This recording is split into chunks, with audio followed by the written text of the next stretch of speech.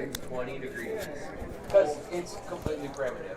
So you get a rip and fire. Well, welcome to the Bemidji Curling Club. Stove in the middle of it. Sheet 3, our feature sheet here at noon, the last draw of the round robin draw. This is the B pool.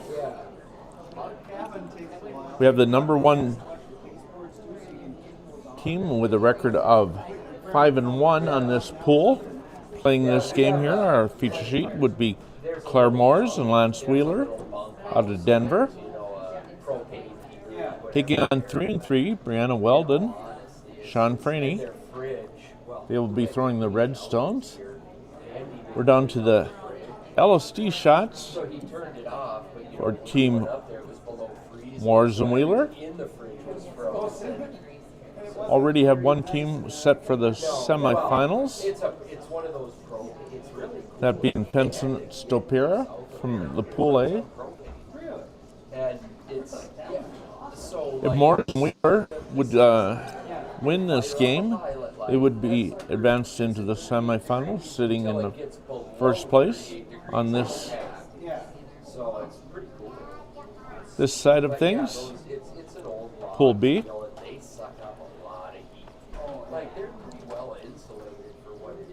Going to have Dean Gemmel joining us. Dean's the CEO of United States Curling. He'll be joining us shortly.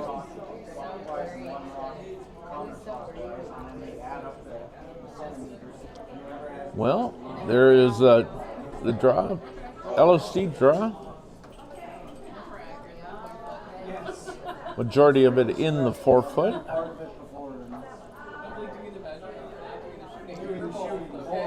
They do one with a counterclockwise curl and another with a clockwise curl.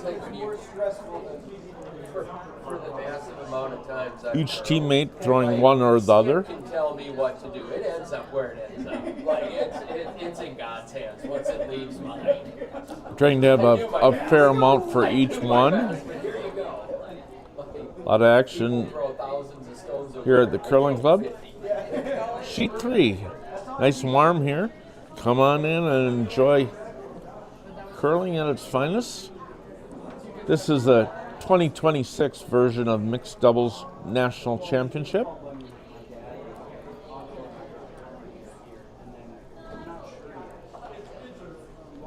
Here comes the counterclockwise turn. We call it out turn here. Sweeping hard to get it into the rings.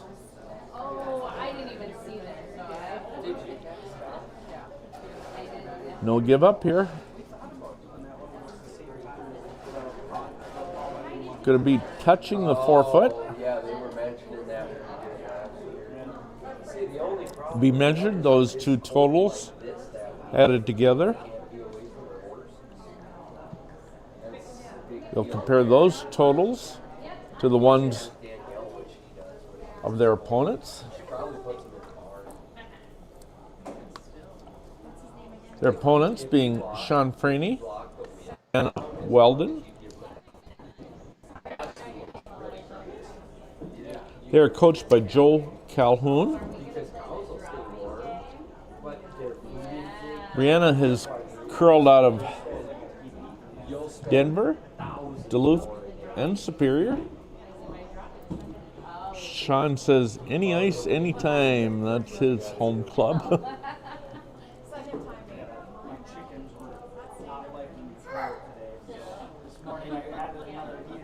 I was going to say, you must have heat lamps and heaters and stuff. We've Lance Wheeler. Claire Moores sitting at 5-1. There's Brianna Weldon and Sean Franey are at 3-3. 7. Wasn't even a year old yet. Like, all I started circling over her, and Well, we'll see some good action here as they're finally she came right as the eagle came down. fighting to get down there and win. My wife's going to get home. Claire Moores, Lance Wheeler, Going to be a paraplegic. coached by former ice maker from the Bemidji Curling Club, Quentin Way. Quentin did not make the trip here, but he is their coach. Kevin Fenner with the ice crew doing the final mop after practice and before the game starts.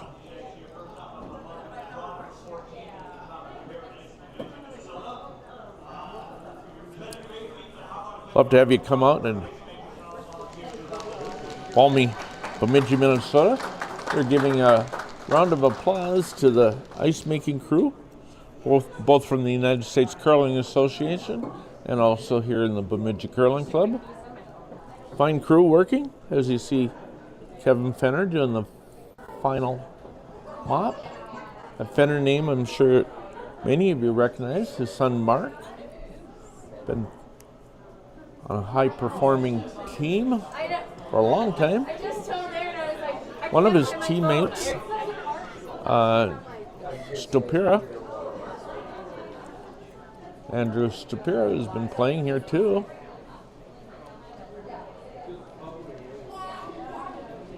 Andrew and his teammate, Sarah Fenson, are undefeated on the opposite pool, the A pool. This being the B pool, led by the Yellow Rocks from Denver.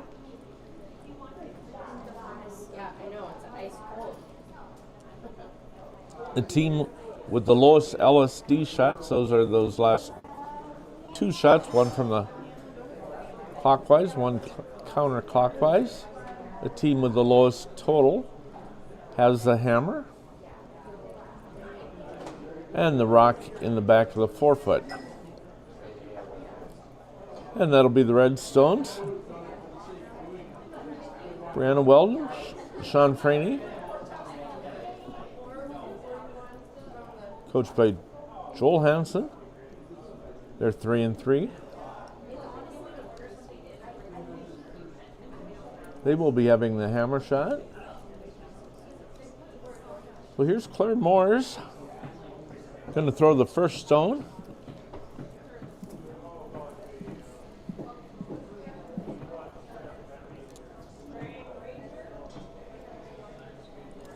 Claire throwing an in turn, a clockwise turn.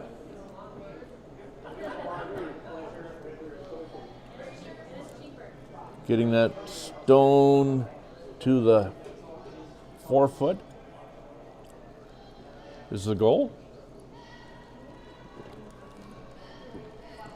Or at least controlling the top of that house. Claire's rock does rub.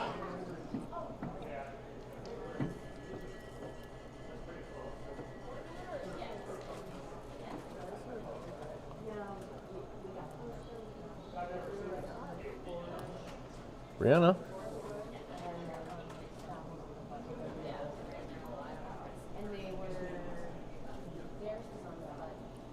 Throwing from the intern.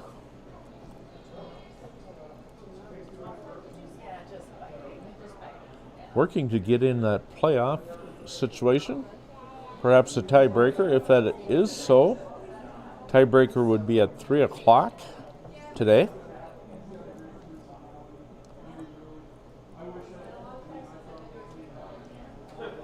Brianna throwing to the top of the 8 foot, just edging the top of the 8 foot.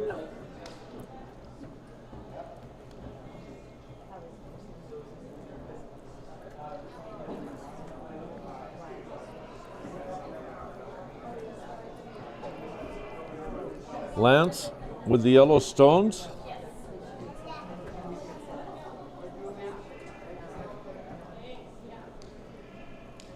Broom being held just inside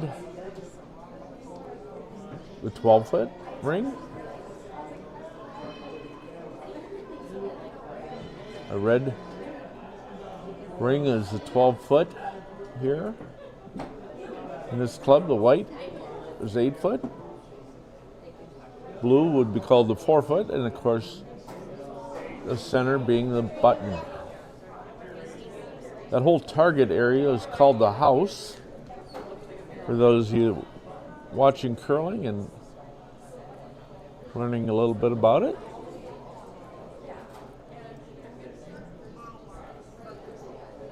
Red sitting 2 at this point. Also with hammer.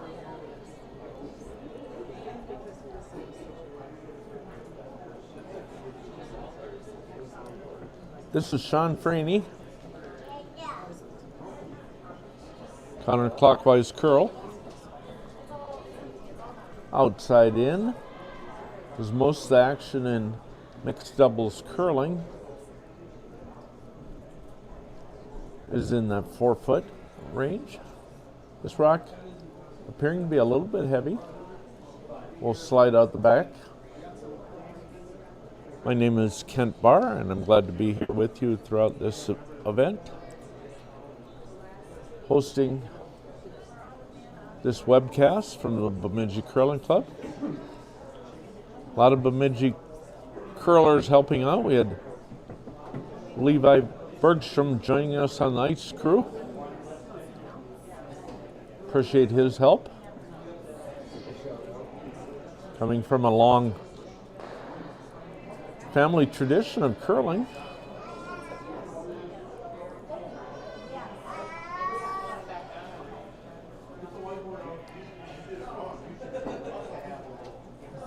Levi's grandfather, Harlow Bergstrom, was a mainstay in this curling club years ago.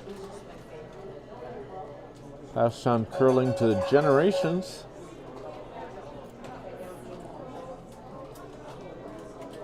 In fact, one of the granddaughters was an inaugural winner of this event in 2007. That would be Jamie Johnson Haskell. Won this event along with her husband, Nate Haskell.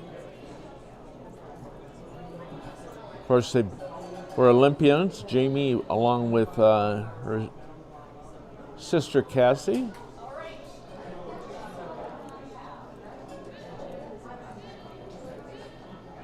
Coming in from the left side.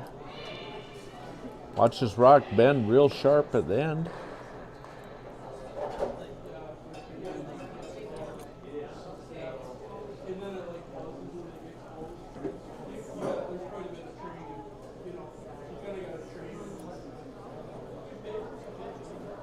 Can't do a takeout until the 4th rock of the end thrown. If you do take a rock out of play, you have to replace it, pull your rock out. If that is in the first 3 stones. Unique rules with this 2-on-2 mixed doubles. This is the 2026 version. First one being held in 2007 here in Bemidji. Bemidji has hosted another one of these mixed doubles. This will be their 3rd shot at mixed doubles nationals. We're going to see a hard thrown takeout. Lance Wheeler trying to double out some stones. Gets 1, gets 2. Great shot by Lance Wheeler.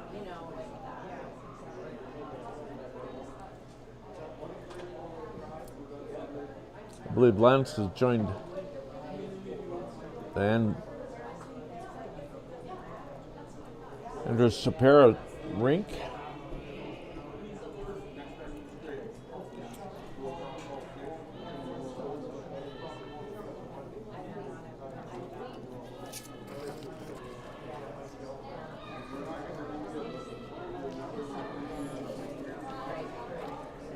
Andrews Sapera and his teammate, Sarah Fenson,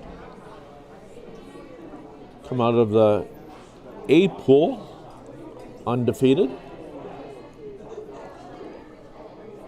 Wheeler and Morris have 1 loss here in the B side of things. Boy, that rock just barely skims by. Becomes 2nd stone.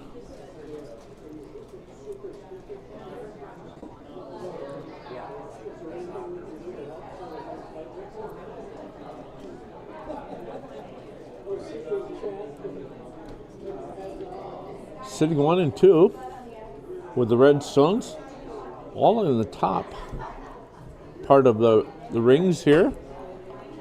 We got a young man joining us here. Some of you may know the name. It's our CEO of Curling, the United States Curling Association. We have Dean Gemmel joining me for commentary throughout this. Yeah, thanks, Kent. Appreciate the chance to jump in here, and appreciate all the work you've done this week. It's been terrific. Well, thanks for your kind words. Claire Mars.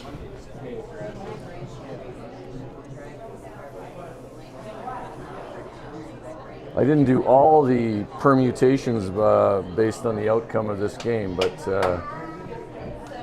I think Franey, Weldon have to win to advance. I would agree with that.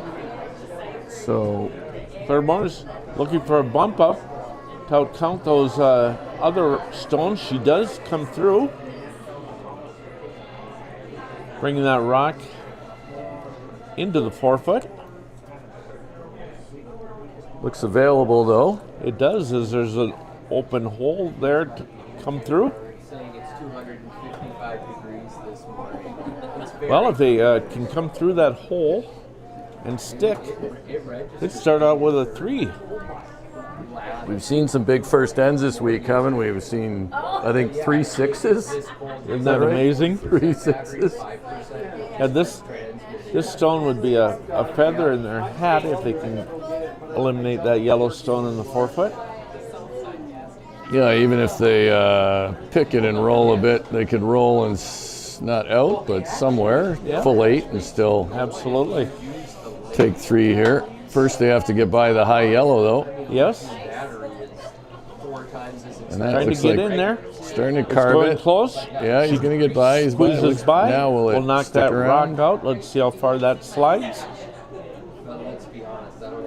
3 points. They are sitting 3 and 3, Dean. They are. So Brianna Weldon, Sean Franey, they've been played a lot of mixed doubles together. I think they're out of the Denver area, but I do believe they're both on the move to different locations coming up. So, Okay. Yeah. So have you enjoyed doing this, Kent? Very much so. Yeah? Good. Yep. Very much so. Done quite a bit of public speaking in my day. Nice. So this is kind of goes up my alley a little bit. You've done a nice job in here, so Well, thank you. appreciate that we've been able to provide coverage of all the games thanks to the Bemidji Curling Club. Also, just really appreciate the club for hosting this week. They've been so gracious here, and the people have been really great to us, and yeah, it's been fun. A lot of these events are hosted with Curling Stadium. Yes. So we do, just on that, I'll just let people know if anybody's listening. So we budget to do 3 events each year with Curling Stadium, which, you know, comes with a bigger setup, trussing, and a few other things that they come in and do for us to make it near broadcast quality. So with this year, with the Olympic trials in Sioux Falls, we had those games on Peacock with them. And then we have the men's and women's nationals, which are in an arena setting in Charlotte, where we'll use Stadium Sports again, and then we'll use Stadium Sports for the junior men's and women's this year, which are also in an arena in Yes. Bismarck. So Yes. with 3 arena venues, and knowing that you had a good setup and you were available, Kent, we wanted to take advantage of this. Well, thank you. We enjoyed doing it. This is our 3rd round of mixed doubles for a national championship, starting in 2007, where we had Nate and Jamie Haskell winning that event. We had them throw out the ceremonial first stone here, actually, which was a nice touch. Did, and wasn't that nice? Yeah. 2 fine people and good curlers on top of it. Here we come in with the draw, going to the button. We'll end up on the top half of the button. No, I'm sorry. The top of the 8-foot. Pretty well behind the guard, but probably would like to have gotten it a little bit deeper. Yeah, certainly a little deeper would be nice. The first shot here is always kind of important. Now this is Claire. Lance, a little bit of sweep to get it by the red stone. Will come down onto their own rock, pre-placed stone. Sitting 1 and 2 at this early point. Cannot take any of those rocks out until the 4th stone.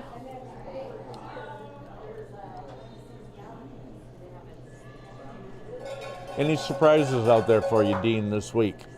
No, I think obviously we see, Fenson Stopera. I got to get used to that. Sarah Anderson, now Sarah Fenson. Very true. Certainly, Graham Fenson, good guy, so good, happy for them. But they've been runner-up in this twice, including last year at the trials. Obviously, come in as a favorite and have certainly looked that way through early games. But there are a number of teams just behind who could get to the final as well. And sure. And we're seeing 2 of them right now. Yeah. So, Claire and Lance here, Moore's Wheeler, they were in the Olympic trials last year. Yes. Lance will be playing in the men's nationals with Team Stopera, which was 3/4 of Team Dropkin. So they've added Lance. I think Lance is in the hack now. He's one of those guys. He started curling later. He was a college hockey player. Started curling later in life, but obviously a really good athlete. And I think Lance has told me his one regret about curling is that he didn't start sooner. Yes. So he's also probably one of the best sweepers out there. He's really good with. Very good. You can see the feet well outside the hip line and the flat back. So. Lance Wheeler. Throwing and sweeping.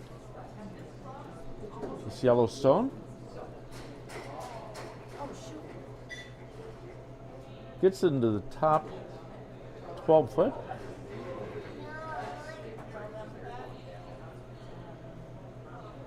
Lots of curl here this week. We got Sean Olison here doing the ice with your crew and Frank Mogavero. Yes. You have a great crew of volunteers, volunteer ice crew. They've been fantastic. I went and got them some lunch the other day, and it hardly seems enough, but lunch was what I offered, and they were happy with that. So yeah, they're just great though.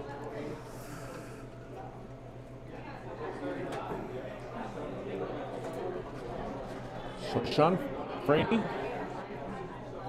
Brianna Weldon with the red stone. Started out with a 3-point lead in that first end. Here we are in the second end. A draw into the 4 foot. Very good as they tap their own red stone.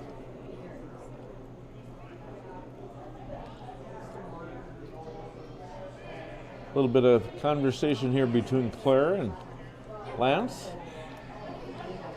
determining what shot.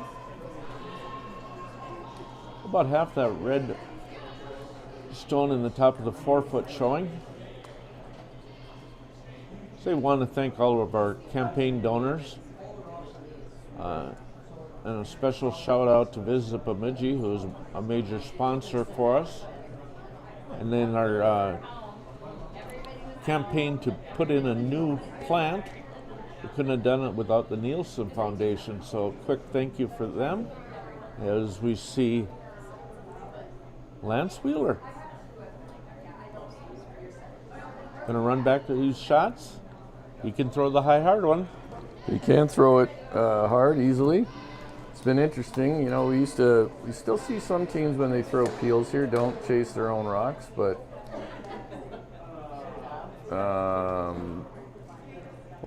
he seems to do that even when it's a hard takeout. Yeah. Even a peel. Yeah, I think Corey Dropkin, who'll be in the Olympics with Corey Tisi, he was one who really, he sweeps every rock. Unbelievable. Sweeps all of Corey's, he sweeps all of his, he jumps up. And I think we've seen it's an advantage if you can do that. Absolutely. Just have to make sure you finish the throw before you jump up, but of course you and I were from the era Kent, where we were always told never to do that. Right, Never to right. Jump up, and you shouldn't in 4-person curling. Yeah. Or don't run out if you're skipping, right? Yeah. So we had Corey Thiesey, as a small young girl, would come over here for our curling rock spiel, Uh-huh. for our junior spiel, and I've watched her grow up and now being an Olympian. Yeah, she's an Olympian in 2 disciplines, so we're one of only 5 countries that is in the Olympics in all 3 disciplines, mixed doubles, men's and women's. There's 5 countries who pulled that off. Of course, we had to pull it off a little later than we would have liked, but we got it done. And, Well, we did it the hard way, didn't we? Yes. And then we're in both disciplines in the para games as well, which is exciting. So Yes.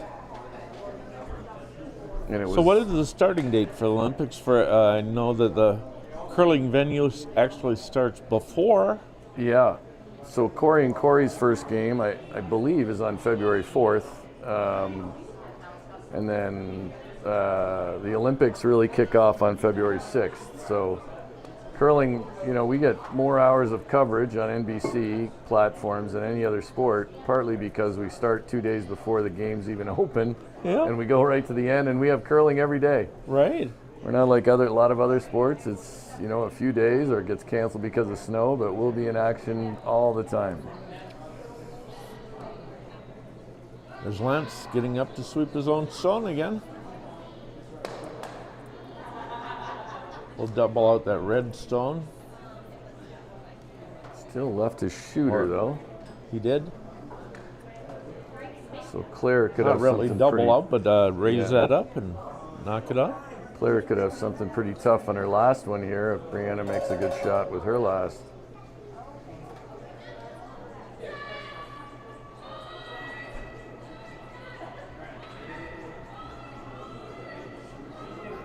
See Steve Scheel, our deputy chief umpire at this event, sitting back there. Steve travels all over. We gave a big shout out throughout these games to Steve. We appreciate him to no end. Yeah, he officiates a lot for us and does a terrific job. So on the other end, we have a Bemidji official. That's Brian Glenn, volunteering. Yeah, we're grateful for all our officials who keep events running smoothly. Rock coming in from the right side, counterclockwise curl. Doing a pretty good job at guarding that. Yeah. I mean, I think, you could have looked at corner freezing to lie 3, but then she probably has a pretty straightforward double to just give up 1. So Right. This was probably the best outcome. Curls a little bit more, it would get under the guard they're going to run back, but it probably would have left an opening on the right side. Yeah, not a lot of margin for error on this run back here.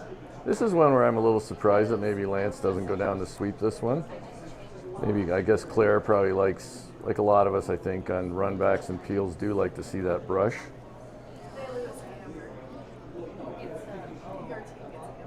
Yeah, a little extra help always helps. Except if you don't have a brush down, Kent, you can't really miss the broom. So Right, that's what right. I'd go with. Well, they have that imaginary broom that she aimed at, and now going to try to run back here. Real close. It is. We got it on the head, but a little bit of off to the outside. So that's going to be another 2, I think. I believe so. We'll be sitting 5-0. Quite a start for this duo. Sean Franey and Brianna Weldon. Interesting, the curling clubs that they come from. Brianna, formerly in Denver, and now playing some out of Duluth and Superior. Yep. And then Sean, when you asked where he plays out of, any ice, anytime. Coached by Joe Calhoun. Yeah, you're mentioning Steve Shields, and he's just been a workhorse for the United States Curling Association and a lot of these events. Also does some teaching for officials starting out and advancing in their officiating career? Yeah, no, he's been a great help on the officiating side, and Joe Roberts is a chief umpire here, but together they make sure this event has gone smoothly. They're a good team. Yeah, definitely. I will say, Kent, I have, I wouldn't say respect, because I always had respect for officials, but more understanding of how valuable they are to an event after I stopped playing seriously and moved into an administrative role. As a player, I would admit that I probably took them more for granted than I should have. And then once you get into how an event runs and what can go wrong in an event, you really come to realize how valuable good officials are. When I coach teams, especially with the juniors, I try to teach them to go and thank the officials, thank the timer, and the people that put on the spiels. Most of the time they're volunteers. Yep. And a little bit of appreciation goes a long ways. There's that first Redstone throwing the first rocks as they scored in the second end.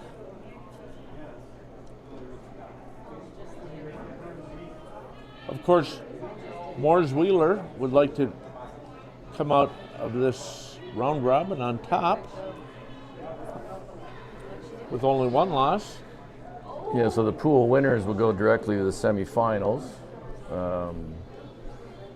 Second and third place teams will play according to following a World Curling format, they play what they call a qualification round. And that'll be at 7:30 tonight.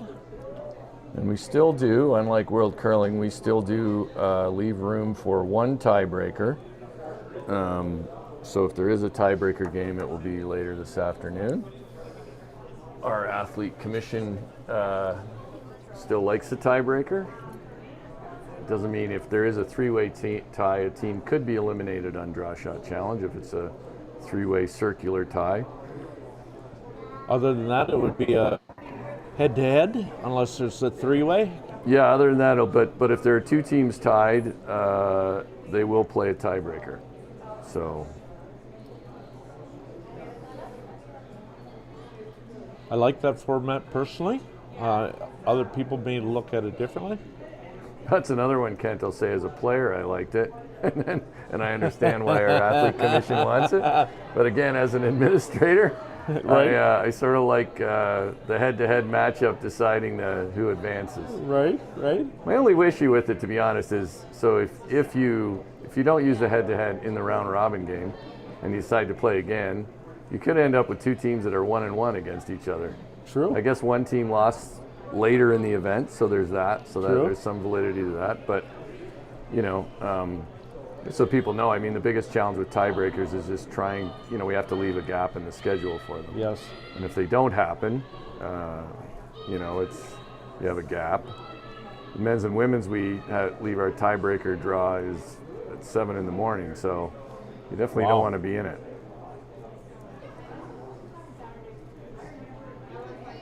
Well, if there's no tiebreaker, we get a little bit of break in the action. Tomorrow morning at 9 o'clock, I have a sub doing the broadcasting for me. Who's subbing in? Well, that'd be Bill Sanford. Nice. The guru that set up all these electronic devices and our computer man, along with our president, Dave Wilford. Appreciate all the work that both them do and the current board. I mean, Dave has been here every second that I've been here, so they're doing good stuff. And as I said, we need member clubs who are willing to host events. And in an Olympic year, it was even more challenging for clubs and for us. We sort of have a compressed championship schedule. Right. 3 championships in January, which we usually would typically only have U18s in January, but and then start our men's and women's at the end of January. But this year, everything's a little off the rails, you might say, a little different. Here comes a high hard one, knocking out 2 of those yellow stones as they were sitting 3. Now down to sitting 1. Of course, Lance and Claire would love to get some points put up there on the scoreboard. Looking to draw around those Red Rocks. We have seen teams come back from 5-0, 7-0 deficits, but I don't think you want to get too far behind Weldon and Franey. They know each other well because even if Weldon and Franey aren't in the Denver area at the moment, they spend a lot of time curling there. So yes. 2 great clubs out in Denver as well, Rock Creek Curling, which hosts our U18 Nationals, and the Denver Curling Club, both great curling communities. The Rock Creek Curling Club, unbelievable what they've set up there. Yeah, the Stevenson family has really been a big driver of the sport in the Denver area.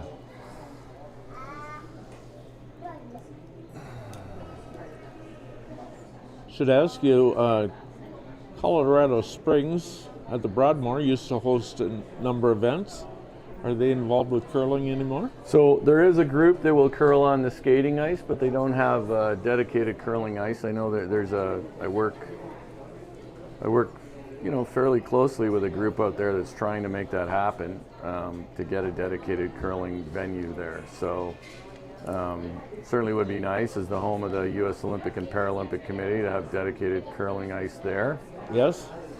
So we'll see how that goes. Recently talked to Mike Sharp, who is in St. Cloud, Minnesota, who is trying to get another club for Minnesota going. Yeah, that's one of our really good arena clubs, or clubs that play on skating ice. They just started a few years ago and leased rocks from us at the outset. And I think they have a good group, and I wouldn't be surprised to see them, make the leap. It's not easy, we know that, and there's nothing but appreciation for the clubs that do get to pull that off, because we know it's a challenge. I always say, Kent, I wish I had a giant checkbook at USA Curling and I could write some more checks to people to support those efforts. Hopefully one day we will, but that would certainly be key for us. Mike Sharp, who is the president there, Dean, curled high school curling here with me. Oh, he did? And his sister, good friend of mine, Jerry Jo, played doubles with myself and Bob and Jan Fenson. Had a lot of fun doing that, and different connections. Their father was a high school coach back when it was a sanctioned sport by the Minnesota High School League. We played off just as football or basketball or any other sport. Trying to get back to that, Kent, the Minnesota Curling Association, with Lisa Rudolph, they're making good progress on a high school championship. I think if we get a chance to catch our breath a bit, we'd certainly like to be figuring out maybe a way to have a national high school championship that and really require same school status, so it doesn't become just like our U18 nationals, Yep. So I've always said I think the best recruiter for curling, for youth curling, is another young curler, right? So correct. I think that's certainly on our agenda. The reality is we run 18 different national championships right now, so sometimes it's just a matter of resources and hosting opportunities and things like that.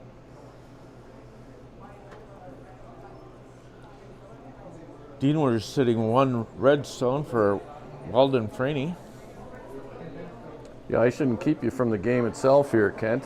So Bemidji hosting the 2026 Mixed Doubles National Championship. The winner will go to Geneva to play, and that is not Geneva, Wisconsin, but Geneva, Switzerland. From a budget point of view, Ken, I'd be pretty excited if it was Geneva, Wisconsin. Oh, that's good. But it'll be a great experience there in Switzerland. So, Dean, let us know how you journeyed into this role as CEO. Sure. So I curled growing up, and then I moved to the New York area in 1991, so I've lived in the United States since 91. I became a citizen in 2000. But I spent a number of years not actually curling because I lived in places where there wasn't curling, or I had jobs that I should have quit so I could curl, but I stuck with those jobs.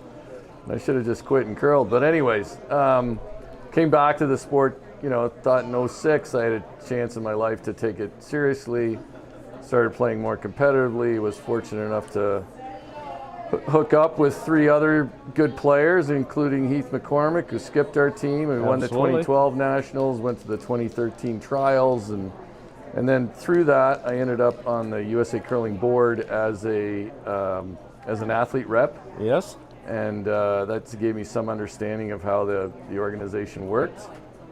Interrupt you here. Yeah, there is a yellow hammer tot, Claremores. It's a big one here too. It's a big shot. Potentially shot for 3 if they could do it. Most likely a 2 is that would may not roll in, Looks but needs close, to but get he's gotta carve the it. angle. Pretty you close. See Lance trying to carve that I think shot. it's going to do it. Beautiful. Well done for 2. Yeah, I think 2 was the best they could do, wasn't it? 5-2. Unlikely for that third rock to score. Sorry for interrupting you. No, I'm glad you did. It's that's more important than my backstory. But anyways, was on the board through my background as in advertising and marketing. So I was always either had an ad agency, worked at one, or was freelancing. And then in 21, I had a chance to come on as staff as a director of development. So enjoyed that. Got to do what you're doing a lot at a lot of events, which was fun. And then in 22, I became the interim CEO, and then the board was kind enough to remove the interim tag in 23, and have been in the job since. So, we've tried to improve a lot of things we do. I think we still have plenty we can improve, but I think we're making progress. Never satisfied with where we're at. We've had some financial constraints, which we're working pretty hard on the sponsor side and other areas to make that picture better, but it's certainly better than it was. And it might be the only job I'm qualified for, Kent, at this point in my life. Well, I got to tell you, Dean, we admire all that you do, and from my observation, and I'm sure so much of the United States Curling Association members appreciate what you do, and we are in good hands having you as CEO. Well, I appreciate the kind words, Kent. Honestly, it's a real privilege to have this job. There's a lot about it. I feel very fortunate to work in a sport I love with a community I really enjoy. So lots of people ask me about all the travel I have in the next few months, and there's a lot worse travel with other jobs that I could be doing. So fourth end action here. This is the first stone.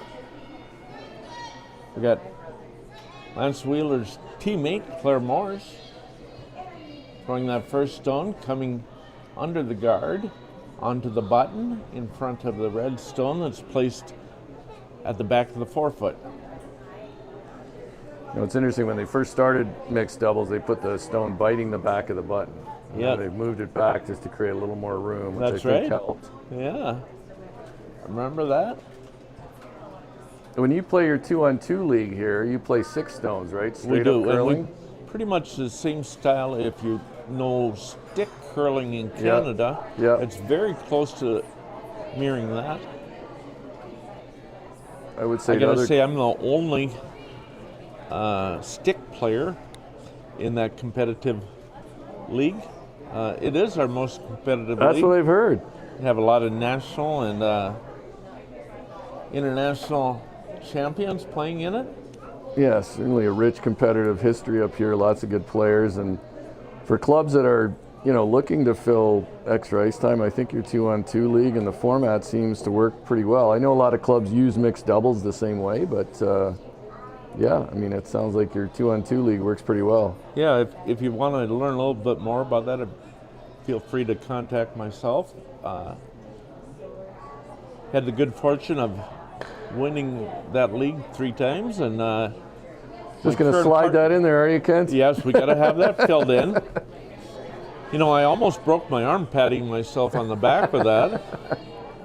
But I have a good partner, so that makes it a little bit easier.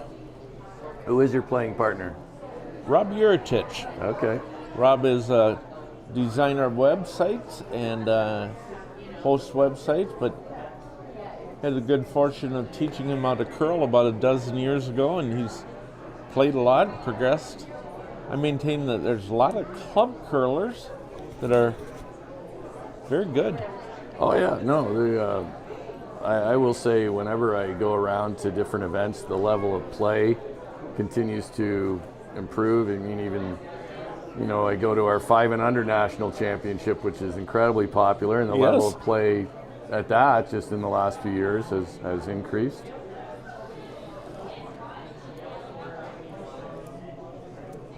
Looks like Sean's trying to run one back.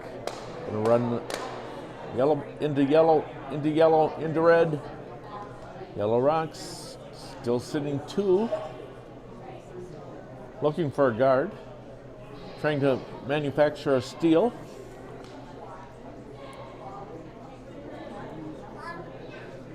I find with mixed doubles, Ken, you've probably seen this week, but there's usually have one chance per end to really throw something hard and mix it up. I've seen people doing it a little more often this week than in others, but it seems like when you miss that opportunity, the end of the end comes pretty quickly, and then you don't have enough time to bail yourself out. You'll see quite often, I think, in the 4-person format, you'll see more of those trying to bail out when things get rough. Well, and you have more shots often after that bailout shot. Right, you know, with 8 stones, this one, it comes up, sneaks up on you fast. I don't know what you've seen this week, but I think mixed doubles strategy continues to evolve. True. I did get to talk to Jamie and Nate Haskell, and they said the game is so different than the first year when they won nationals. I think when it was first introduced to you, had to have somebody in the rings holding the broom. You couldn't just have someone standing ready to sweep like we see a lot of teams do now. I think that was a good change. I want to thank the people that are behind the clock doing the timing. On our sheet tonight, or this afternoon, is Randy Westhoff. Thank you to Randy and all your comrades. They're doing timing for us. Another part of the picture of this event. So an opportunity here now for Sean. You know, Lance wanted to wrap his stone around the red guard, but this is curling hard though. This is curling hard. There's possibility of sneaking through that hole, but I don't know if he can get it by. It's tight. He rubs on that stone. Ooh, he's gonna get a little. Get a little push up on his stone. That turned out pretty nice. Almost one where you need to apologize, but I think that happens different times, especially in league play, where you make the B or C plan, and you feel like almost hanging your head low. I don't think you have to hang your head low, but I do think an apology in those situations is warranted, and I think that's in the spirit of the game. I think you can still celebrate your good fortune to a degree, but maybe internally. Sure. And then a quick apology, and then know you got a bit of a break. See if Lance can cover this one up. Lance releasing his rock. Clockwise turn on the shot. Trying to make it hard for the Red Rocks to score. Trying to pull off a steal. This might be over curling. Pulls over, exposing that red stone yet. Yeah, I think John Franey can get in there, can't he? Sure appears that way.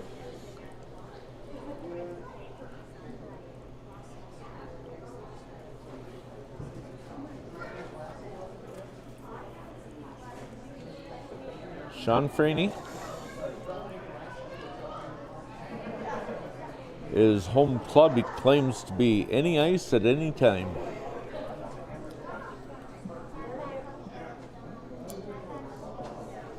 You see his coach, Joel Calhoun, sitting there in the back with the light blue jacket on.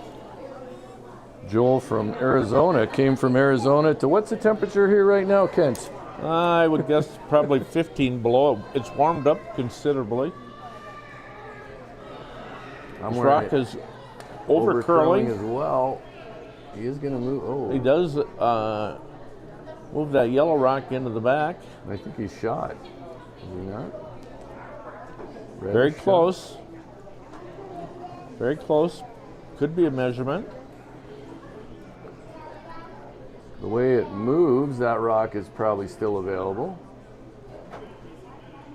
Almost have to be more concerned about the high guard on the right.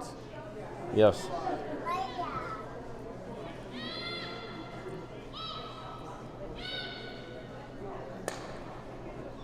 Well, will we see them trying to wick that stone out, or will we see them trying to draw another one in? Yeah, from the broom they were suggesting, I think they're maybe playing something in the board to hack weight area, but I'm not entirely sure.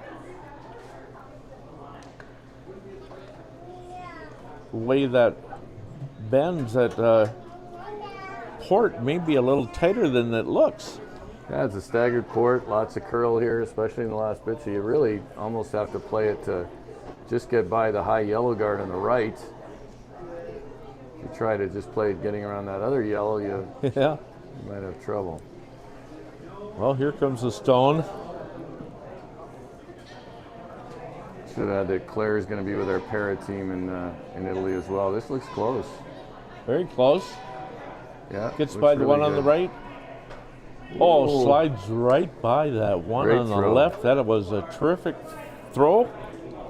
Good out of her hand, too. Yes, it was. Well, Claire Moore is here to play curling.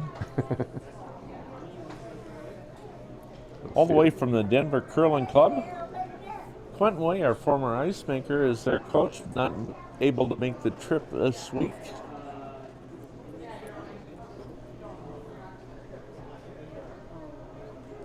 I imagine you've come across many Bemidji players in your career. Yeah, actually, I was one year I skipped in a national. I ended up playing Mark Galupchik and Josh Barr and John Chandler and Aaron Wald quite a bit that season. Yes, we played and got to know them pretty well. Really enjoyed all of them. I saw Luppy when I came in here, but Chandler's away, but yeah, I and of course played Pete Fenson a lot. Yes. Over the years when I was serious about it. When you skipped, was that when the Nationals were in Philadelphia? No, the Nationals were in Kalamazoo. Philadelphia in 2012 I wasn't skipping, and that's probably why we won, Kent. Nice one here from Brianna, though.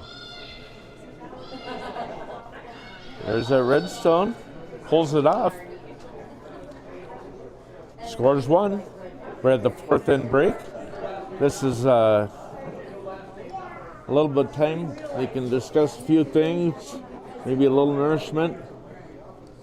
Time for our ice crew. You see Kevin Fenner, Mike Schmidt coming out to do a little bit of mopping for us, cleaning up.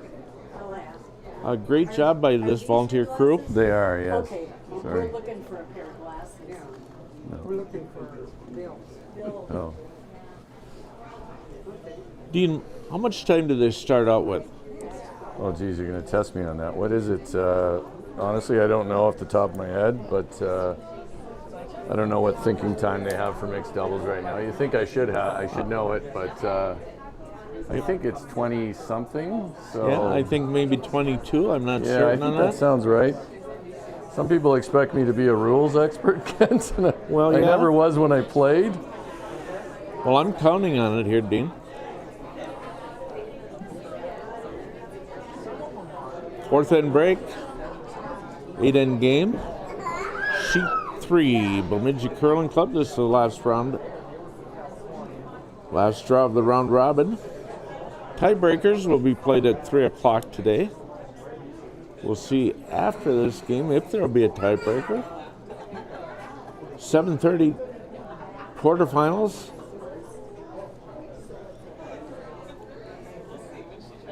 Tomorrow morning at 9 o'clock, we'll have our semis. Championship at 1 in the afternoon. Thank you for Visit Bemidji for being our sponsor for these events.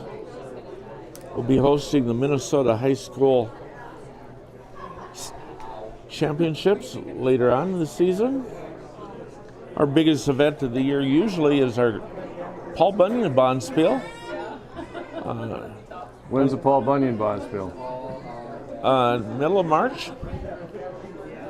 Followed up with a high school fundraiser, Bemidji Lumberjack Spiel, highly popular. Also have our Curling Rock Spiel for our junior curlers. Look up on the Bemidji website if you would, and get your team signed up for one of those events. Yeah. It's really a great welcoming community up here. There's hotels within walking distance of the club, although I will say that even though I'm in that hotel, I haven't walked over much, Kent. I debated running over once. Tough to get exercise outside when it's 25, 27 below. I don't often wear a beanie, but I'm wearing one today. It feels pretty good. That said, certainly comfortable in the club, and it's just weather, right? So good way to spend a cold winter day here at the Bemidji Curling Club. Come on and join us.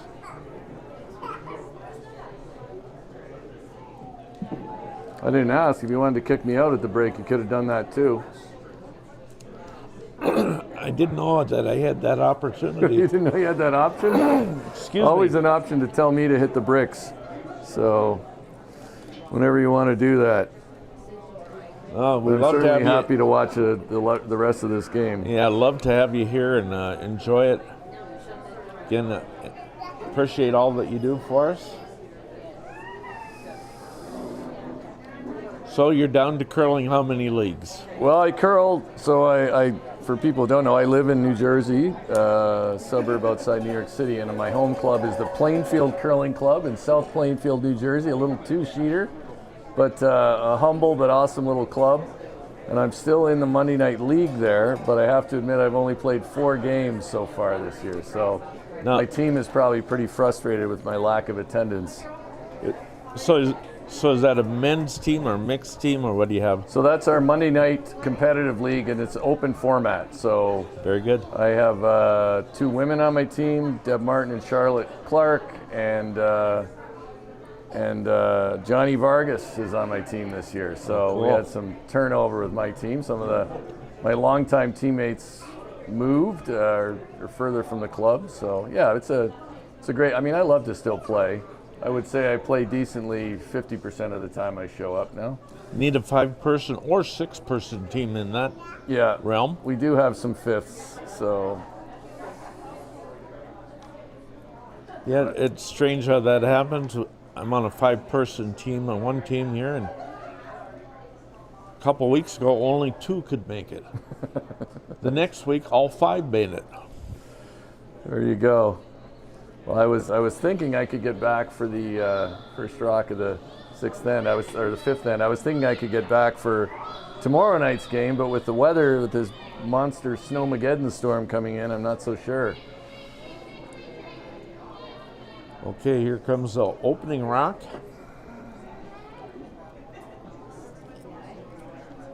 This is Brianna Weldon. Brianna throwing a nice draw shot here, end after end. Should also say we're, USA Curling, we're headquartered in the Twin Cities, so we're, watching the situation there and hope that things calm down, all in general.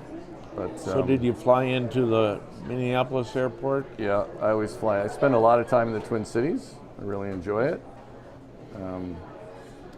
But thinking about all the folks there today. Coming from the other side with a counterclockwise curl. Claire Morris, That's pretty good. top of the 4 foot. Of course, got that rock in the back of the 4 foot.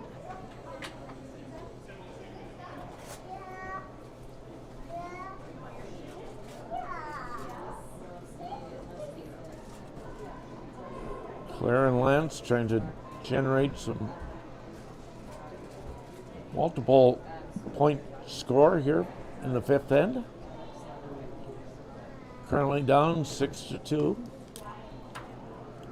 Yeah, some work to do to make their way back into this game. Of course, in mixed doubles, you can always points are always available, it seems. Yes. This rock has some curling to do and probably some slowing. Looks a little bit heavy here. It looks like it will do neither of those things. Ice always a little faster after the mop. Yes.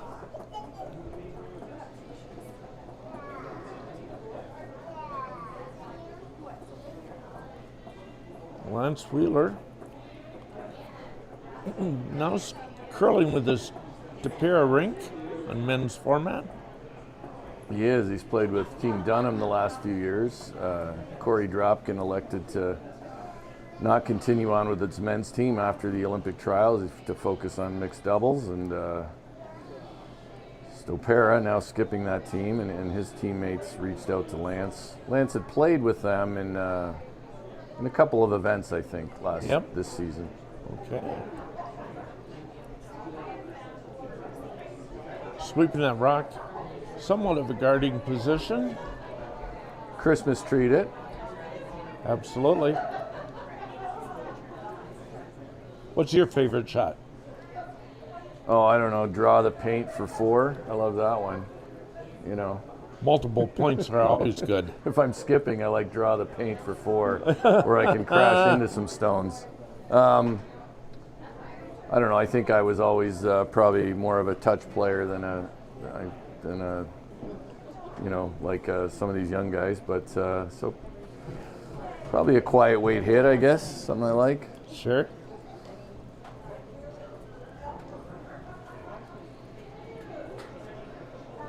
Sometimes that changes as you age and evolve in your curling game. You have a different shot that you're liking at different times.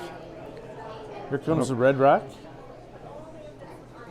Trying to get it in on the button. It's close if it gets by. It's close. Oh, Close. just- Oh boy, just is that rub, close? but still. Just good rock. Might be at least second shot, maybe. You know, that looks like a measure for the second. I believe the top yellow is perhaps out counting. Hard to say. Hard to say. It's one yellow for sure. Not sure about the other. Still, opportunity here brewing for Moores and Wheeler. Really needed one of those crooked numbers to hang.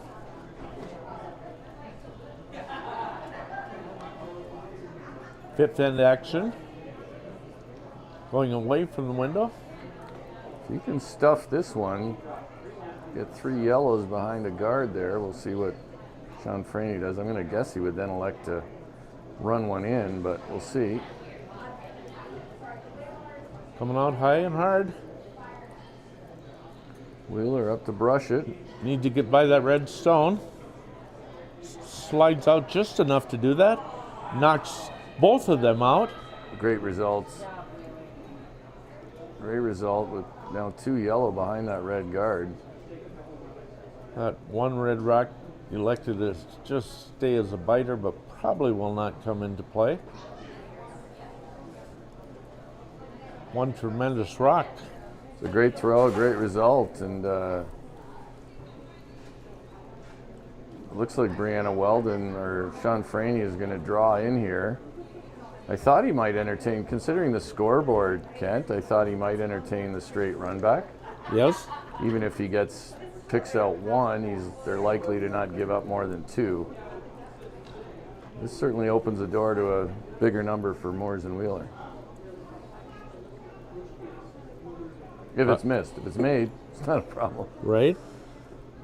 I would have elected to do the same call you just mentioned. But he'll probably show us just how dumb we are by making this one perfect, Kent. It's close, actually. Gonna go past that top rock. Gonna weld it onto the rock in the 4-foot. Pretty good. Be hard to get rid of that one. It's not much room for error there, but he made it really well. They've actually been playing very good. Brianna Weldon, Sean Franey.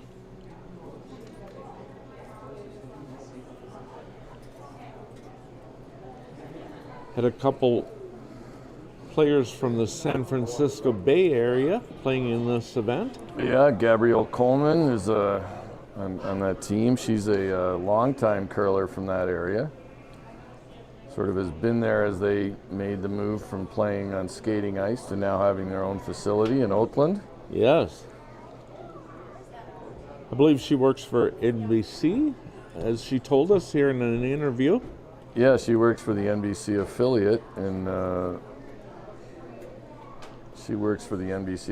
in San Francisco. Just mention that as I believe NBC is our host station or host. They're the official Olympics broadcaster, that's there for you sure. Go. And they've been a good partner for us. They certainly provide a lot of hours of coverage. They did, I thought, a really nice job with our trials, with the weekend games they covered, and then of course stadium sports games were on Peacock, so it was really great to have access to that audience. Because obviously more people will find curling on Peacock than they will on our own channels, which are going to generally just be our curling community. So will Peacock be involved in the Olympics here now? Yeah, so I think what people can understand is they will show just about everything on Peacock. So live, whatever. So if you're up in the middle of the night and you want to watch live curling, there's a good chance it's on Peacock. Or early in the morning, I guess it would be. If for people who watch the Paris games, the summer games, that's when NBC, I think, really honed in this strategy of everything everywhere, right? So, yes. And credit to them, because I tend to think the Olympic movement was actually in a bit of trouble before the Paris games. So, and that helped increase the relevance of it again. So. Yes. I know personally we subscribed to Peacock during the Olympic trials. Love that. And going to keep it on at least until after the Olympics. Yeah. Yeah, I don't even, even if people don't want to be year-long Peacock subscribers, they certainly notice when they see an uptick in subscriptions around events. So yes. Appreciate that. Redstone. Brianna Weldon raises hers into the opponent's. Looks like our Moores Wheeler content to play the draw for two. That hit for three looks available, doesn't it? Sitting one at this time, that middle rock, the Redstone is available, I believe. Trailing 6-2, I would have thought they would have taken a longer look at it. This surprises me. Yeah. And the draw for one, well, it's fairly straightforward. Isn't a gimme either, but full 4-foot they'll need. And it looks like Lance needs a bit of help. Rock starting to curl. Needs some sweeping. Now they got to put it right on the tee line, I think, to get enough of the 4-foot. I think they will. Well done, actually. Beautiful draw for two. Well swept. Good call. Kind of a lesson for us club curlers. So often at the club level, we end up sweeping it right on out of play. Yeah, sometimes enthusiasm isn't the best way to go. Score now 6-4, tightening up that score. See the even ends controlled by Sean and Brianna. Well, take that back. They got 3 in the first end. Yeah, big end here for Weldon Franey. They might have thought about using their power play here, but perhaps thinking they'd like to save it for the 8th end. Certainly would make sense. I don't think either team has used their power play, have they? No, I believe not. Interesting, that's become almost more of a defensive strategy than a power play, which we think would be all about offense, but a lot of teams use it to ensure they get one when they need that. Very true. I'm intrigued at the different calls with that first stone in the power play. Yeah. Different thoughts as far as whether to set up a guard or to draw back onto that point. And Rock. A lot of people play the tick. That's the other one. That So- tick to move your rock in and to expose that power play point. Here we go with the draw to the center. Goes right Claire off, Morse. hoping it's going to settle. Taps it just a little ways. Comes in on the left side. That was with a clockwise curl.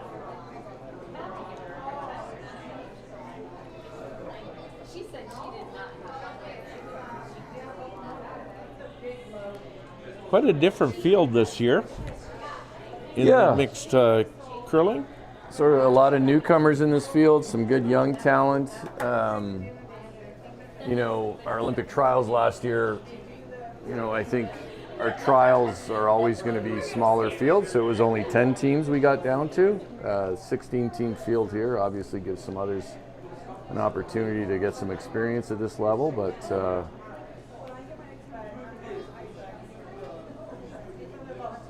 I think more of our, a few more of our good players from 4-person curling, didn't participate much in mixed doubles this year, which is understandable. One of the reasons we had our mixed doubles trials last February versus like we did in the previous cycle where we had them pretty much around the same time as men's and women's is we wanted to get the mixed doubles team established so our 4-person teams weren't trying to focus on 2 disciplines in the fall. Sure. And I think that certainly paid off. Had a lot of those former teams doing the Olympics trials one way or another. Yeah. Good draw. That is good. Gets enough to the inside, I think, that might just graze their own yellow if they were ever able to hit that their yellow, graze their back yellow. Yes.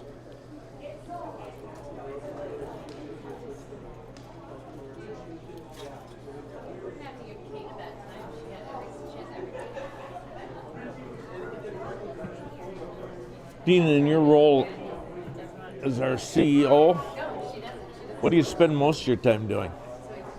Well, it's part of what makes it interesting is a lot of different things. So, obviously finances are part of it. I spend a lot of time on member services issues, trying to make sure we're doing as much as we can there. Obviously I spend some time, on the high performance side, but the Rocks blasted out there. Yeah, everything went. Good shot by Sean Franey. Probably not nearly as much as some people might think I do on that. We have a good team on the high performance side. We are going to be hiring a high performance director, but and a lot of event planning too goes into this job. Yes. We had the Pan Continentals, which we took on in October, and then we had the Olympic trials. So those are 2 pretty significant events to plan. That Pan Continental, was that Curl Musabi? Yeah, that was at Curl Musabi in the ITMEC Center, the Air and Trail Motors Event Center in Virginia. So we were at 2 venues, lots going on with that. And then obviously the trials are, 4-person trials in particular, are our biggest event of, of the cycle. Mixed doubles trials the year before, or the season before. So yeah, a lot of, and then we have certain obligations with the United States Olympic and Paralympic Committee we have to stick to, whether it's compliance or whether it's working with their staff. One thing I think that Phil Drobnik and his team this year, we worked to establish, I think, closer, better relationships with some of the USOPC staff that have been helpful, as we knew coming into this year that we had to go through the Olympic qualifying event. Yes. So it was sort of a 7 months all hands on deck.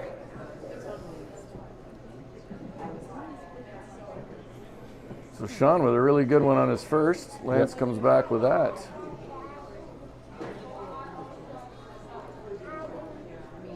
Sean. Sweeping. Try to carve this one over with a legal carve.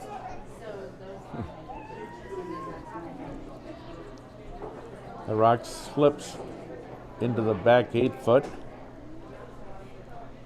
Close to landing on it. Maybe a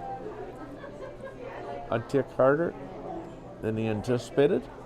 Definitely an opportunity here now for Moore's Wheeler if Lance can lock one on there later in the end here. Curling from inside the 12-foot ring.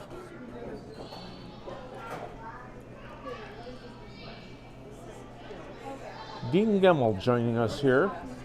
Dean's our CEO of United States Curling.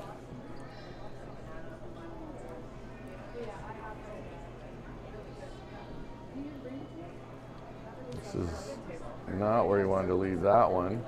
No. Does leave a double available. That's a pretty straightforward double. Really needed to get to the inside. I think he was just a little heavy and they couldn't really carve it over. Should say, some people always ask, are we the USCA? Because sometimes it's written as USAC. And I could say we are the United States Curling Association, Inc., doing business as USA Curling. Okay. One of the reasons we do USA Curling is it matches other national governing bodies who use the same sort of approach to be reflective of being Team USA. Yeah, there's a lot of other things coming up with USC, of course, University of South Carolina, University of Southern California, and other associations that start with C. Uh-oh. Oh. Whoa. I think Lance Wheeler just breathed a sigh of relief there. They played that a little quieter than I thought they had to. Yeah, not a lot of weight on that one. Seems like if you throw it with some weight, you could probably even hit a little high side and still make that double. Yes. Yeah, Lance, after setting up that rock on the outside, I'm sure concerned about a double takeout. Now can change the look at this stone. So a good guard here, it'll be difficult for Brianna Weldon to get in there to score.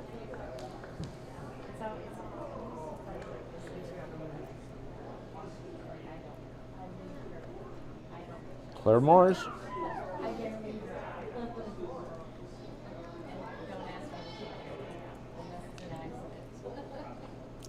How far back would you like to see this rock? I think you could be fairly tight here to the rings. I think it's a question of line more than anything. You're pretty close. Starting to move now. Touching center line is really good. Yeah, like that. Very good. Maybe that double's still there. I think it is. I think so too. Well, rock probably curled about a half a rock too far. Correct.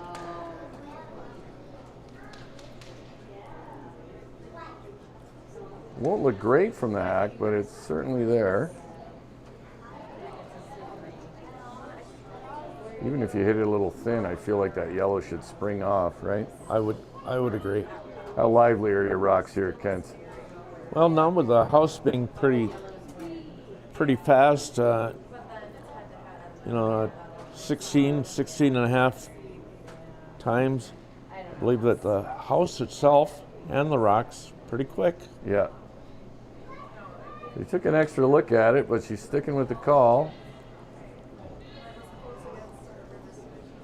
Not big weight. Ooh, this is well out there. Out wide. Needs to curl. That was one of those ones where sometimes in the hack you start to think so much about wrecking on the guard. That rock will slide by. We have a tie score after 6. Tie score, and Moore's Wheeler could use their power play here in the next end. They haven't used it. They won't get a chance to use it if they... Oh, no, actually, the Franey could use it here. That's I'm right. sorry. That's right. You would think they would. Tie game? No, because you think we'll see if that rock gets set out to the side. It is Franey and Weldon's choice whether to have this power play. We'll see if they're pro or they're thinking about it, I think. Sean Franey not giving anything away to Lance Wheeler. Yeah. Trying to make it Lance a little... Wheeler waiting for the decision on what's going to happen here. Maybe Franey was out. He's there. I guess they might have a theory that the power play doesn't help them score big numbers, which could be true. And arguably, the first 4 ends, they've done well. Now for Moore's Wheeler here, though, if they get a force here, they could use the power play in the last end and try to get 2. Certainly interesting. Maybe the last opportunity here. While I'm on here, Kent, I should mention a couple things. One is we have a Get Ahead of the Games program that clubs can find in the Our House content platform. Lots of thoughts on marketing the games. We're also doing a So You Want to Be an Olympic Curler Days throughout February. That's trying to get some more high school athletes to come out and try our sport. Yes. And we have a class of 2026 $10 introductory USA Curling membership for people who might do a learn to curl or try curling during the games. Clubs can tell people about that. And then the last thing we have now is a one-day curler membership for $5 that we offer. We're going to continue to offer Olympics or not, and that gets your learn to curl or corporate event participants some participant accident insurance and helps us sort of expand our knowledge of how many people actually curl in a year. Pretty good. A lot going on. Bounce. Here's Claire Morris. Draws that rock into the red stone.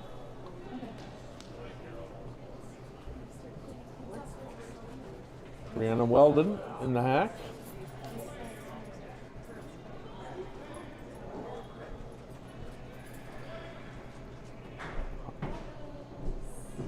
Coming in.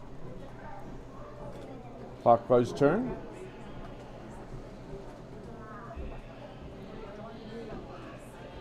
Same turn she just threw. Needing that rock to be carved in there. Getting it moved across.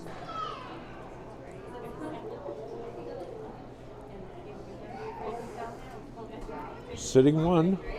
Pretty good result, but still certainly opportunity here now for Lance Wheeler to get inside that.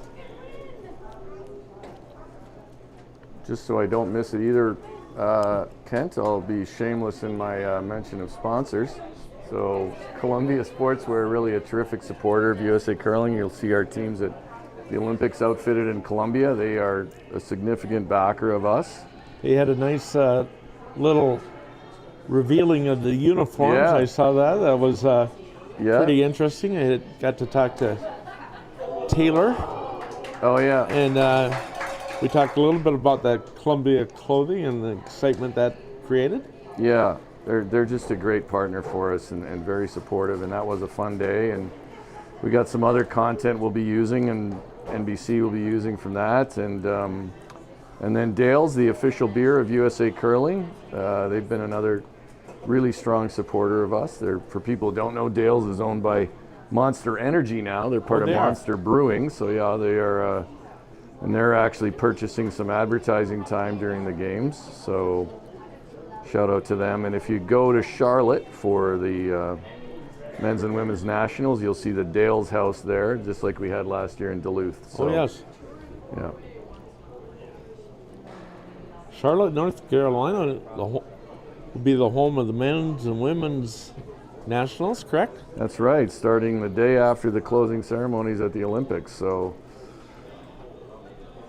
not the greatest from when you're trying to organize events, but we do like the fact that we think we can cash in on some Olympic interest in the area, and maybe people, as usual, watch a lot of curling during the games and then are interested in watching it live. Look at this red stone.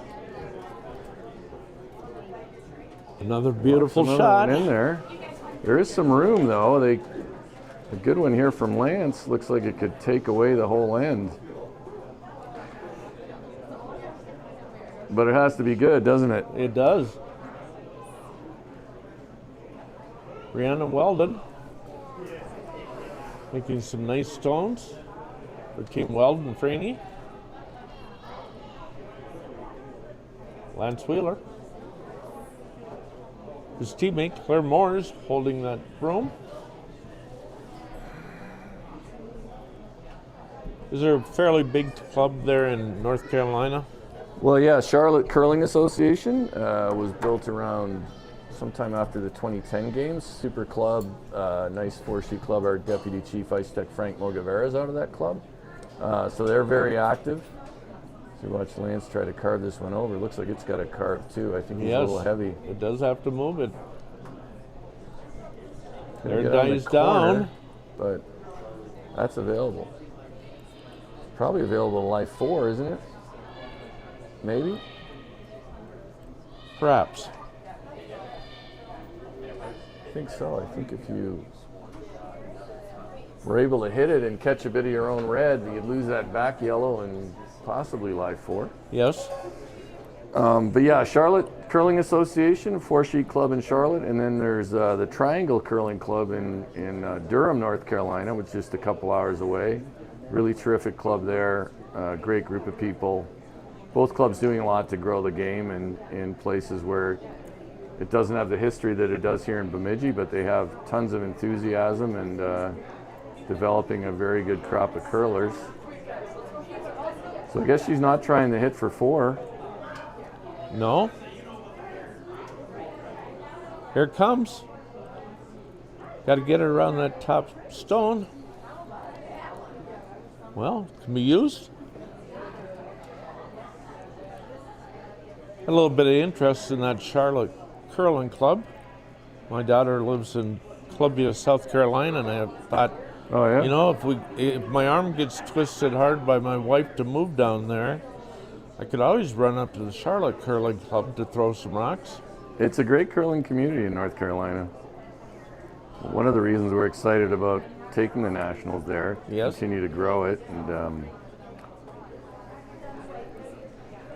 again, I always, both clubs, did jump through a lot of hoops to make their physical facility happen, and I always say it takes a lot of dedication and maybe one or two crazy people just to take on such a project, so we're grateful when people do.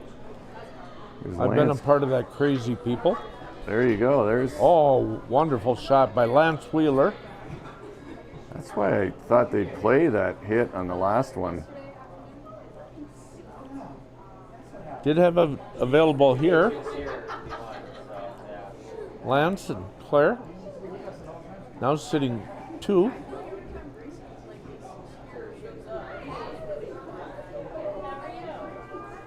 Looks like a draw shot to that back yellow one, trying to get it into the button area. Yeah, that's really closed down the scoring area and made it difficult for those other 2 red stones to become counters. Made it pretty tight, didn't they? Yep.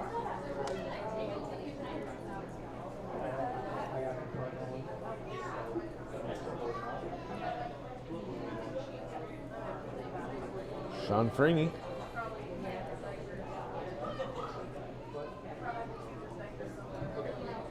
This truck has some curling to do. It does. Needing to slow down, I believe. Yeah, the rock looks like it's running. Can they end up deep?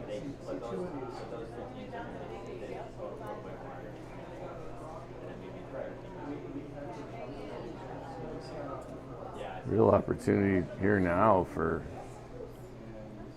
Moores Wheeler to maybe put this game away. If they can score here and have the power play in the 8th.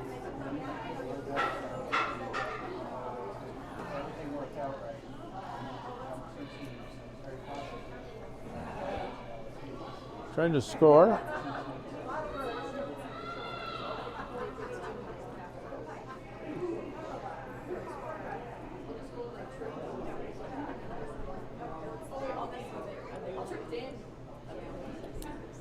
Coming from our left side as we view this, trying to land a third stone,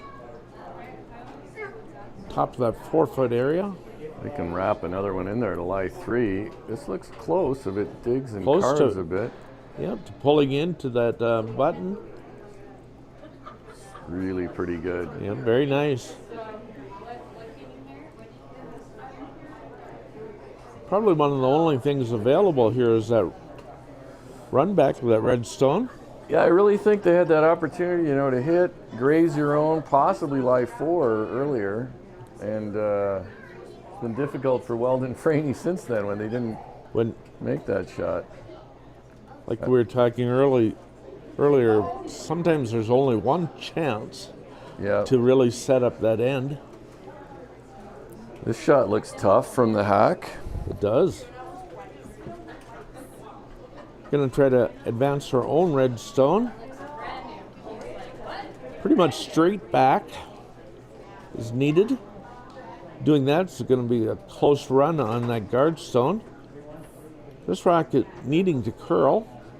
We're going to see it move now. It's moving strong. Yeah. Could be close. Good here. opportunity. I think it's close. It's looking awfully close. Is it going to over curl? Does bump it up. Not enough, so I think that's Not 3 enough yellow. weight. I think we have a steal of 3. So the comeback from 6-2 to up 3 playing the 8th. Of course, Weldon Franey now could use their power play here if they want. But I think we will see it most likely. Of course, some teams feel that the original is better. yeah, for offense, but we'll see what they do here. Looks like they're going to talk to their coach about it. Looks like they have elected for the power play. Setting up on the left side from our camera view. How have you seen Moores Wheeler play this week? Have you seen them at all? Enough to remember? I You've watched a lot frankly of games, don't Ken. remember. Yeah, you've watched a lot of games, so I claim some senior moments. no. I used to be able to remember shots and everything from games, and now sometimes I can't remember who I played or even played with. True. The one that I find to be about the most remarkable is Bob Fenson. Yeah. He can talk about shots that I played when I was a junior, still Wow. remembering them, That's great. that he didn't, not even in the game. Yeah. So power play set up. We'll see how Moores Wheeler likes to play this with a 3-point lead. So as we spoke earlier, a few options here. A tick over, a draw down to that red rod, possible one coming into the middle.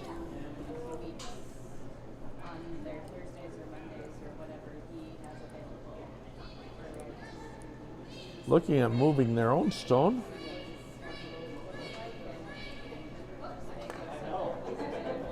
Now, is that too strong? I think it's going to be right in the, yeah. So that's the shot you want. Opposing rocks on both sides. Is actually, because people have become so adept at that shot, Kent, there is discussion, I think, about changing the rule to not allow that. Not allow that one. Yeah, which would be interesting. Well, definitely four-man, four-woman concept of the game with a 5-rock guard zone is made the game have a few more draw shots. Yeah, I think a challenge with curling is rules keeping up with the skill levels. I mean, whether it's through brushing or just the ice conditions are better, the players are better. So I think Brianna Weldon with this draw shot. It is touching. tried to play that freeze, so now Lance Wheeler with freeze in there. He still can't remove a stone, so Mixed up, you have to wait till the fourth rock to be able to take out that stone. A little bit more wide open without that traditional setup throughout the game.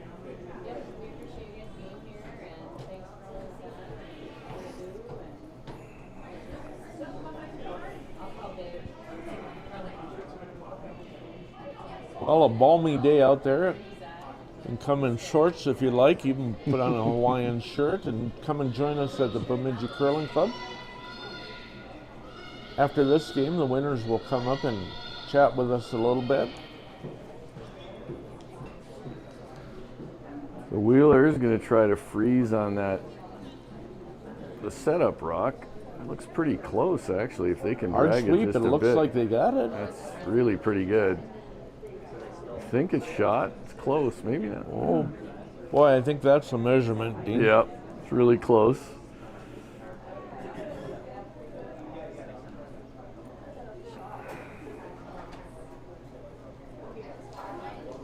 Well, we thank you, all of you that have turned your computer or your smartphone on and maybe your laptop, tuned into curling out of the Bemidji Curling Club. Absolutely. Been my pleasure to be your host on this format.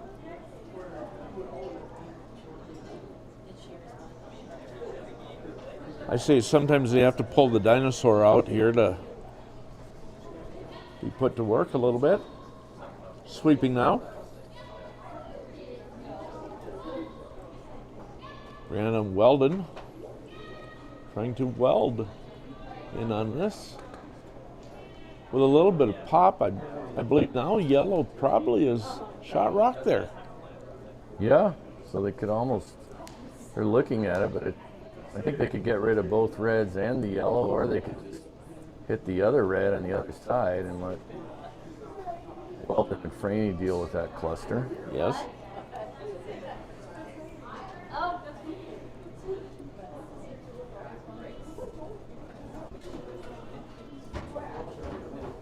I think you'd perhaps looking at a little heat there.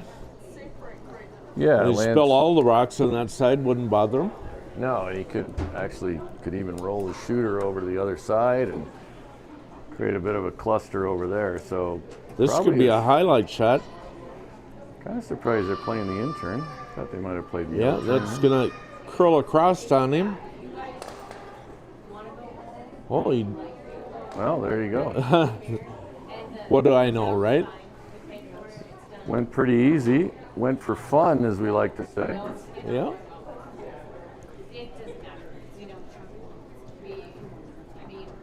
See the time clock going? So a difficult path now for Weldon Franey to score a 3 here. Getting down to the number of stones available.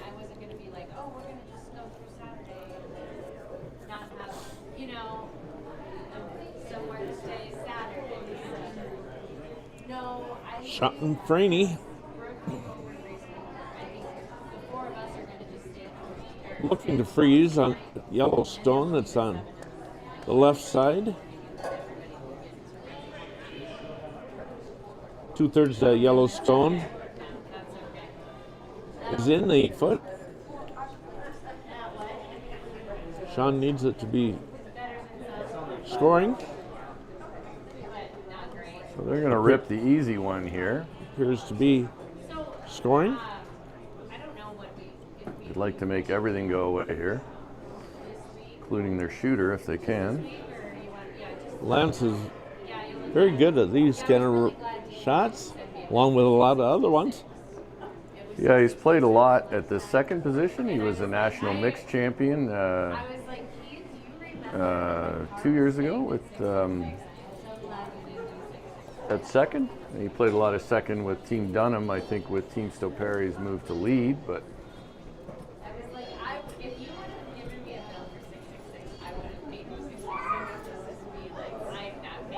looks like they're going to move.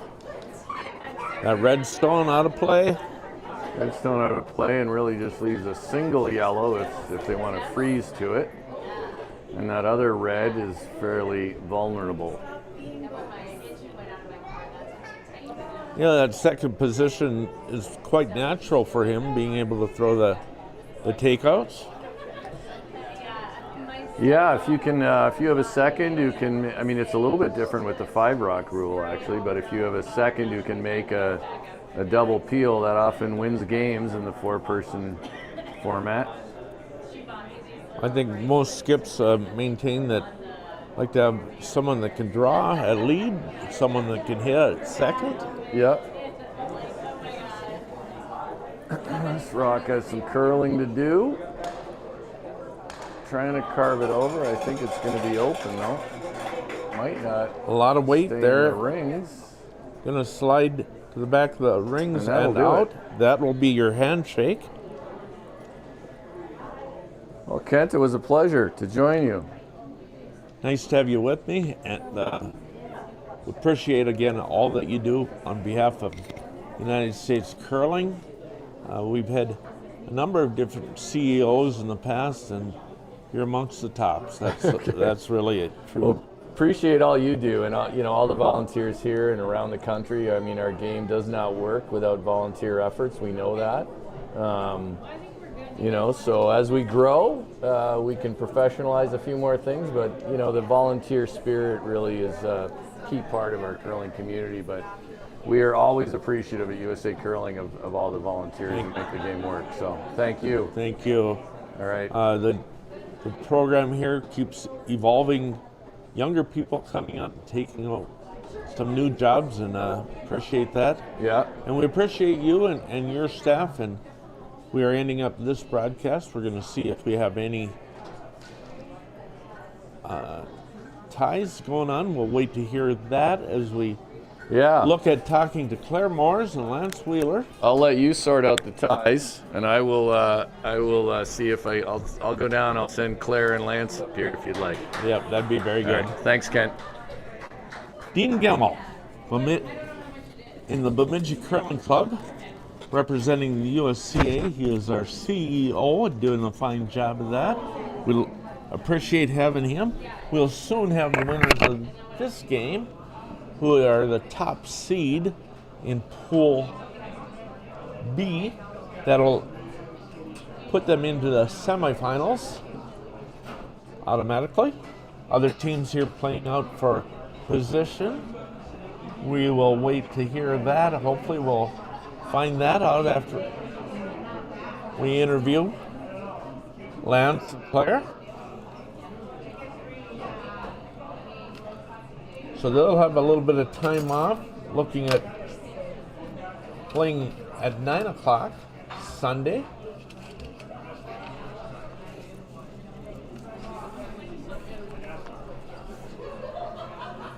Sean Franey, Brianna Weldon did a noble job putting them on the run. Comeback of sorts here for Lance Wheeler, Claire Moores.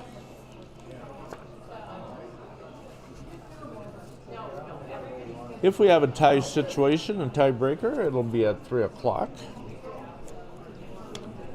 Ice crew will have a quick turnaround to get that to happen.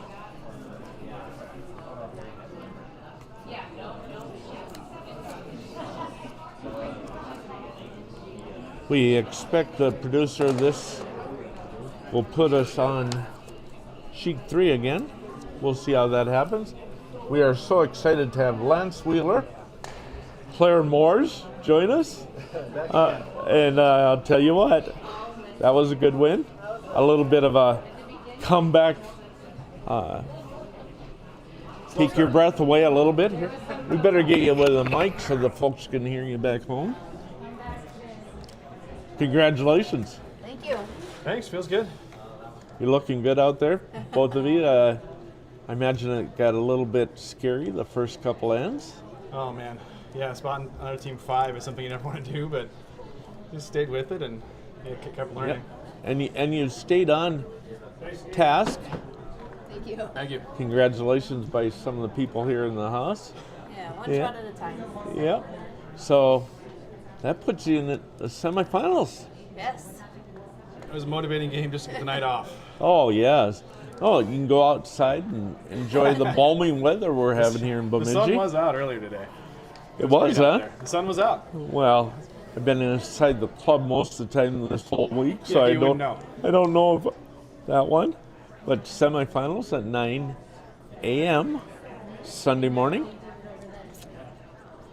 I see a sigh of relief, maybe. Others are going to be playing perhaps a tiebreaker, and perhaps after that, of course, we'll have that qualification game where you'll be able to sit out. Going to come back and watch those, or going to try to chill a little bit? We tend to come back. We've been back for most of the draws just to check in on things and watch some games and support friends and Yeah, take notes in the ice, take Yeah. notes in the rocks. We'll be here. Yeah. They aptly had you as a top seed in this pool, and it's proved to be true. What do you expect for the future here? Nothing but good games, that's for sure. It's a good field from top to bottom, and the ones that are left are the best. So, yeah, it's good curling. Yeah. Impressed with some of your run backs. Doing a good job. There was your opponents built up a end or two. You were able to bail that out. Yeah, if you can't find your draw weight, it's a good way to take out aggression. Is just whip one down the middle. That's right. That's right. And you have to beat Sean Franey with the speed because I that was- guy can whip a rock too. Oh, he can, can't he? Yeah. Yeah. We saw that at this draw. Expect a lot more people coming in, especially if we have tiebreakers. The evening draw has held big crews. Can you hear them out on the ice? The crowds, yeah. We can hear some cowbells going when a shot's made and yeah, some clapping. It's been an awesome club. Yeah. It's been great. Well, we're glad to have you in Bemidji, or some people call it Bemidji. We've heard. Yes. After this event, any more planned for the two of you? Well, hopefully Worlds for doubles. Lance is heading to men's nationals in February, and I'm heading off to the Paralympics to coach the wheelchair teams. Oh, I did not know that. I knew Lance was headed to the Charlotte area. That's right. Nice hat, by the way. Well, thank you. Got a Young Bucks hat on. Oh, and He's we're doing looking at my Young Bucks hat. You're a great addition, Lance, if I can say so. Mark Cooch Fenner comes out of this club, and watched him since he was very little. Got a good crew. No doubt. No, we got to meet a lot of the family. I think Kevin approached me right away, and I met Rita the next night, and she gave me some treats, and so we've been, treated like family here. That's really good. That's really good. And now, potentially, you might meet up with your teammate. Yeah, that's gonna be fun. Potentially, there's that possibility. I don't mind beating my teammate. Yeah, no, that's all right. That's all right both ways. And glad to have you staying here in the Bemidji area. Quick questions. Who got you started curling? For me, it was when I was in grad school at University of Minnesota. There was an admin there. He goes, "Hey, I heard you played hockey. You must be comfortable with ice." So he took me out, and I did like a quick learn to curl sort of thing, and that was in St. Paul, maybe 16 years ago or something like that. Okay, yeah. I didn't start playing competitively until I moved to Denver, so that was probably 11 years ago when I met Quentin Way, and he's been sort of actually, you guys know Quentin Way here. Very well. I mean, he was sort of my mentor in getting into competitive curling, and he's been coaching us actually as a doubles team for the last 6 years or so. Quinn wasn't able to come on this trip. That's right, yeah. He's playing himself this weekend. He is. Yeah. Where is he playing? No, somewhere in Minnesota. The Winter Carnival in St. Paul. Oh yeah. Oh, yes. Okay. Yeah, it's hard to put in all the different events at the same time. Yeah. Yeah, Quentin was our ice maker for a number of years. Yep. And played out of this club. A lot of Very curling. highly at Bemidji. Does he? He loves He does. Fantastic. We got a lot of banners hung here, so we've had a lot of competitive curlers you probably meet along the way. For sure. Yeah. Well, we appreciate you coming up and giving us a little bit of chat, and wish you the best tomorrow morning. Thank you. 9 o'clock, semifinals. Here we go. We will be broadcasting that along with the rest of the games. We just want to say good curling to all those curlers out there, and until later on today, we'll be looking forward to throwing rocks at houses. This has been Kent Barr with the Bemidji webcast. Glad to have you join us. There have been many thousands that have been watching. We've got that report, and look forward to a tiebreaker. If there is one, that'll be at 3 o'clock. Otherwise, we'll be back at 7:30 for the qualification round. Come and join us at Bemidji Curling Club, and if you can't, join us on this webcast. Thank you for joining us. Wish you the best. Thanks, Kent. You bet. Well, that was your winners for this game. Lance Wheeler and Claire Moores comes through with one loss in their round robin. That makes them the semifinalists. Again, an additional sign-off.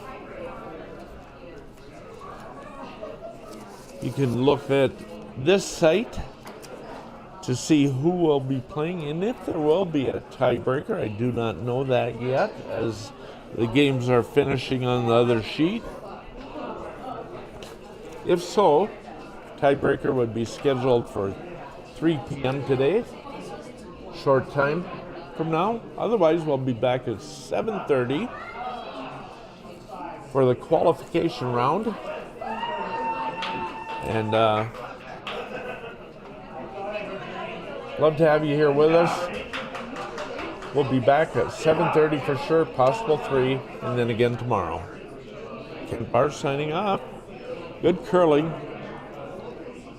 Until next time when we throw more rocks at houses. See ya.